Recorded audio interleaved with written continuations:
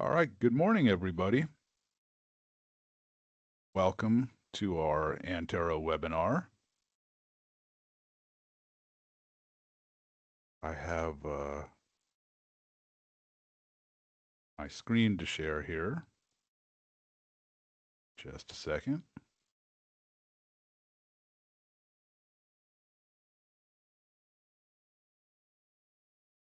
All right. So your version of Antero probably has a pretty long list of equipment, probably longer than this. And from time to time, you will have pieces of equipment that you've gotten rid of or you don't use anymore. And we have a couple of options for dealing with that. So one way you could go about it is to simply delete the equipment. For example, come up here and hit the X. Now you'll get this warning. Deleting the equipment will permanently delete the entry from the database along with all associated data. All open work orders and work order history will be removed, which will cause cost and part usage report data to change. This is not recoverable in any way other than a full restoration through a backup, and you would have to have done a backup right before. So you really only want to delete a piece of equipment if you're absolutely certain that you're not going to need any of the historical data associated with that piece of equipment. But we have better options. So say you get a piece of equipment that replaces something else. So rather than delete the old one and create the new one, we have right here under Equipment Tools the option to replace. So let me pick this Ford truck. Now I come over here to Equipment Tools and I hit Replace. Now what you're going to get is a dialog box here explaining that the selected equipment, in this case Ford F-150 pickup, you'll have to enter a new name for the old piece of equipment to be replaced, and the new equipment will then take the name of the old one. So you would type something to the effect of, well, in my case, I would say old F-150.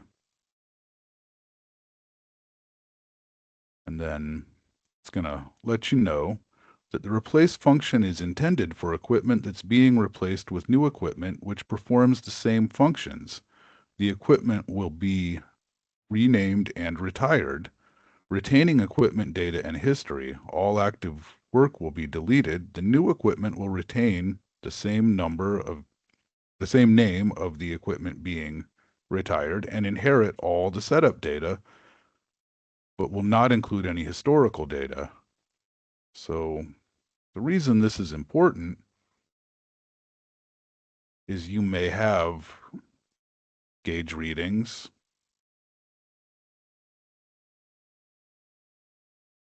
and spare parts attached to that piece of equipment and a work history. Now, in this case, I've already gone through and done this. So let me show you.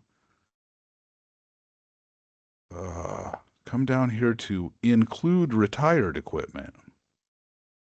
So now I'm going to see old F-150 pickup.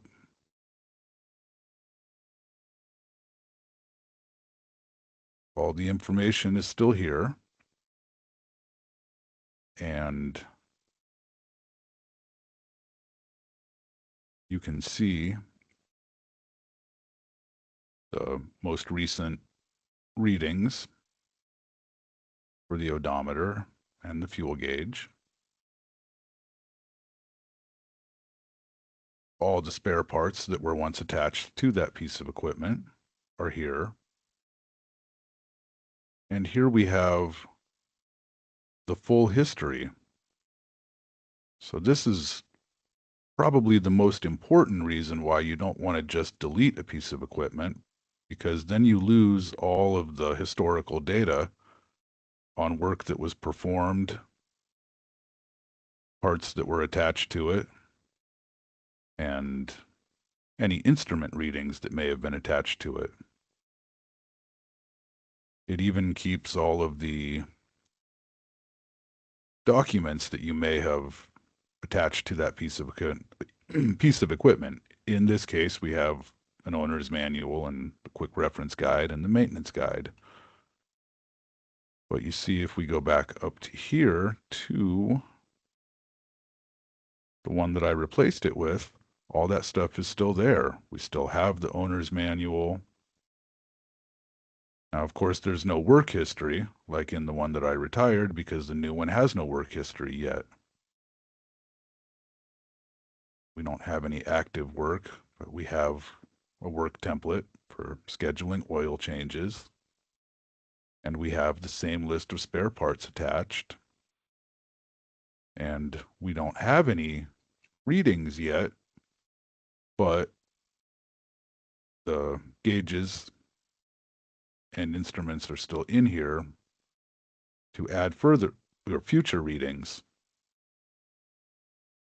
Now, depending on the piece of equipment and the situation at your facility, you may have to go in and change some small pieces of information, like the placed in service or a serial number and so forth. But this is a great way to handle when you take a piece of equipment out of service and replace it with one that does the same thing. Another option, other than deleting or replacing, is to just retire. Perhaps you won't be replacing that. Let me find, there we go.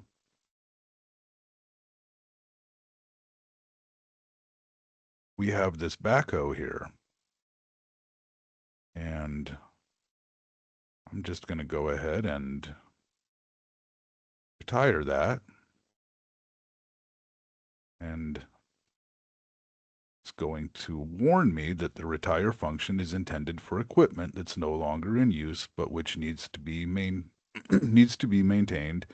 Selected equipment will be removed from the active list and will no longer be selectable for things like work orders or procedures.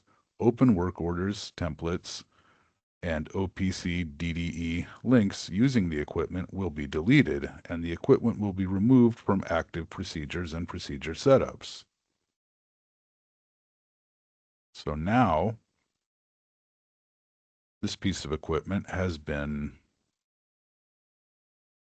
retired, and you see it is no longer in my equipment list unless I come up here and say, include retired equipment. And if I close the detail panel here, we're able to see, here's that backhoe, but you notice it is no longer in service. And any historical information about it is still saved in your database so that you can go back and check on anything that may have been associated with it or work that was done on it. Documents that were attached to it are still here. I don't have any work history on this piece of equipment, but the spare parts attached are still there. And you can still see the run hours that had been documented. So this is some good options when you want to clean up what you have in your equipment list, because sometimes the equipment lists can get really long and they can be full of things that just don't matter, just don't get used, or in some cases no longer even exist. So with that said, I would like to jump over to parts. So one of the great things about Antero is it can do so much, or you can just set it up very basic and it's totally functional and usable. You can get it to generate work orders and use it to keep track of your assets. But like so many things in life, the more you put into it, the more you'll get back. So for example, you see we have a unit cost for the parts. Now that's optional. You don't have to enter that. But if you do, it results in much more detailed reports you can pull. We can attach suppliers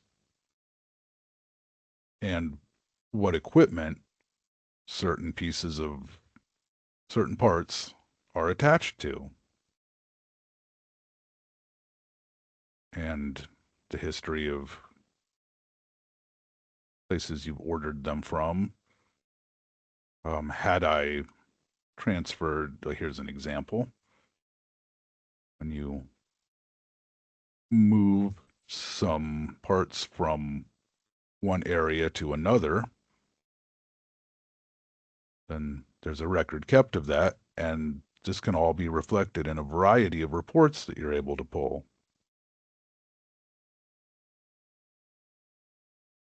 And the work history. Anytime a part or tool, which are listed in the parts section, you can see the history of where those have been used before. So when you're setting up parts, the more information that you put into it, the more information that you'll be able to get from the more usable information you'll be able to get from our reports. And by the way, I'd like to mention that sometimes for some organizations, some situations, putting all of the information into Antero that you need to really make it work great for you can seem overwhelming. So one option that we do offer here is custom setup work. You'd want to reach out to your sales rep and provide them with some documentation about what you need. And our team will look it over and your sales rep can get back with you for a quote. But that's not necessary. That's just an option. So now I'm going to jump over to the report center and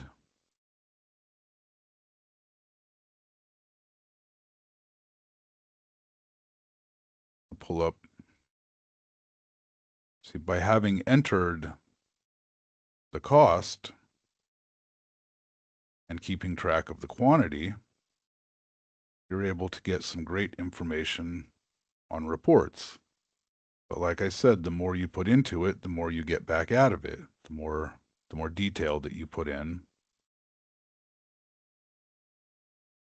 So for example, with work cost, if you're using the various labor accounts and you've set up costs for them, you can see what each of the labor classes have cost you, and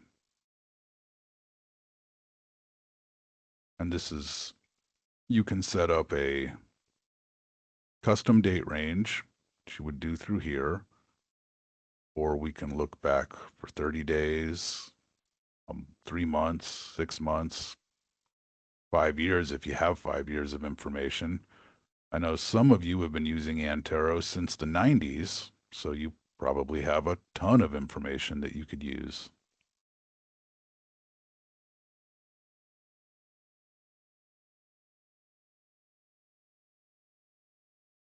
So here by having a cost associated with the parts, you can see that you could get some good information. Unfortunately, in my sample here, you see that there are a lot of them that don't. So then you're not really getting as much as you can out of the program. But this is just a sample database. It's likely that you guys have set up, or now that you've seen this, that you will set up more detailed information. Because like I said earlier, the more you put into it, the more you get back out of it.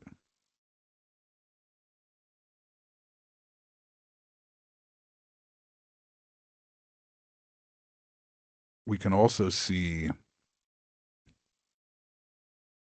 how parts are associated with various pieces of equipment, like which pieces of equipment use which parts.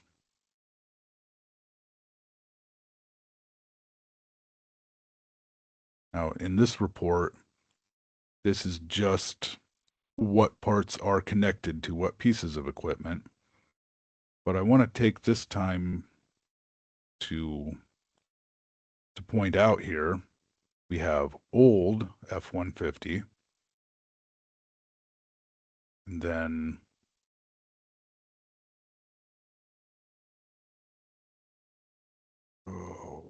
somewhere in here,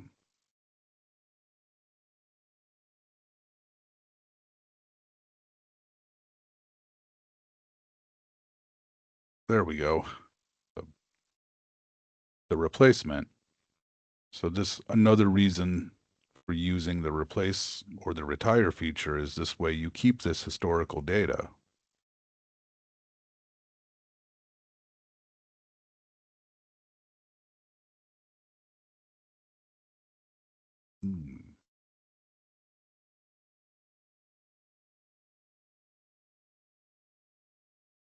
Another thing to mention here in the when you're setting up the information on your parts is you have three options: tracked, untracked, or tool. With the tracked part, each time a tool is consumed, or sorry, each time a part is consumed through a work order, it's going to take that out of inventory and keep track of that for you. And you can even set minimum quantities, maximum quantities. So it says here we have 5 on hand, but the minimum is 2. So if this number got down to 1, this would now be flagged in red, letting you know that you need to reorder. If we were using untracked parts, then the parts would still exist. You could still attach them to equipments and work orders, but they're not going to be removed from inventory. And then we also keep tools in the parts section. It's like, here's an example here, a screwdriver. If you use that screwdriver in a work order, it doesn't disappear or go away. You still have it. So anything that you've set up as a tool is also, just like an untracked part, is not going to disappear out of inventory each time you use it in a work order.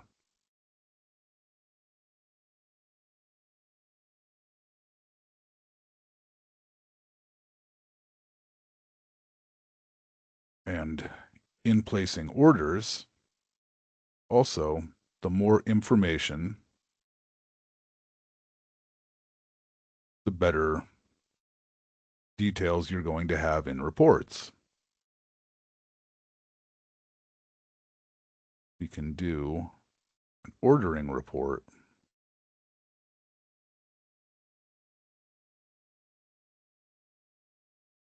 Where you can see, for the date range I have in question here, we only have this one. But now if I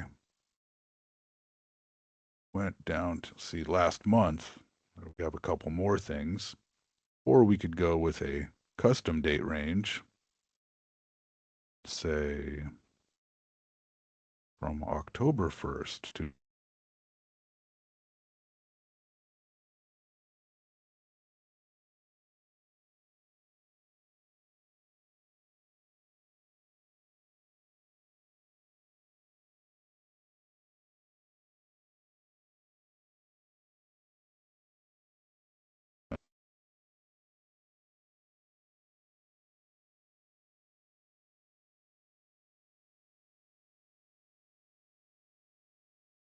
see back to that old F-150,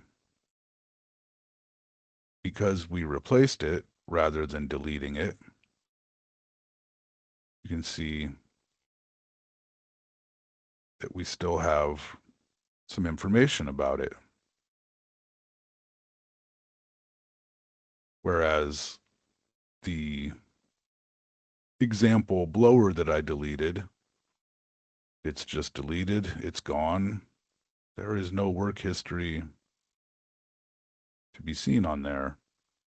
But here we can click on all the various work order number 22 for the old F-150, work order 133, and so forth. You can see all that history is still here.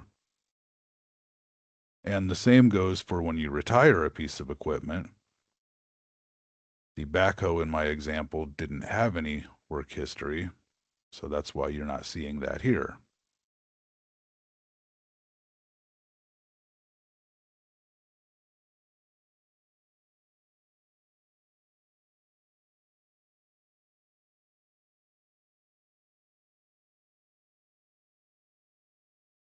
And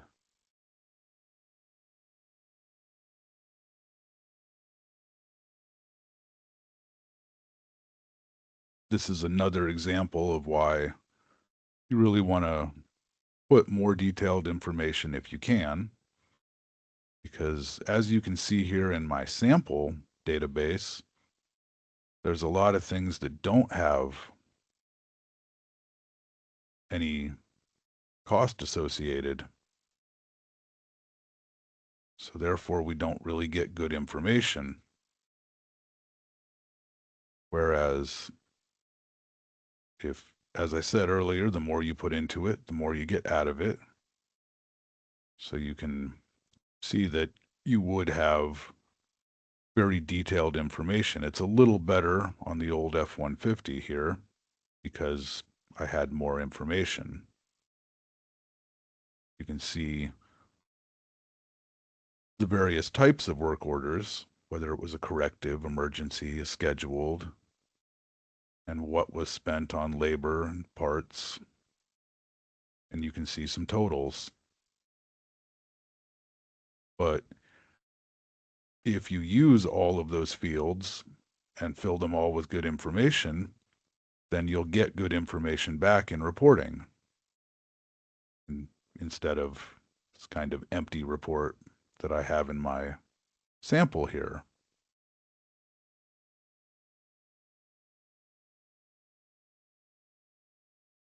So also like to take a brief moment to mention that we offer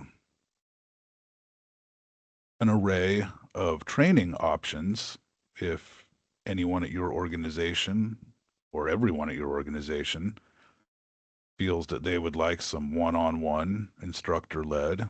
We offer a variety of online options that are super easy to set up. It would be a Teams meeting just like this, or we can even fly somebody to your location and do some intense one-on-one all day. Typically a 2-day minimum for that. But if that's at all interesting to anybody, you'll want to contact your sales rep for more information. So at this point, Daryl, is there anything that you'd like to add? Yeah, thanks, Dave. My name's Daryl Dorman, sales manager for AllMax, and I think, Dave, you might have forgotten to introduce yourself in the beginning. Dave is one of our support technician leaders and also does a lot of the virtual as well as on-site training. Lives in Ohio.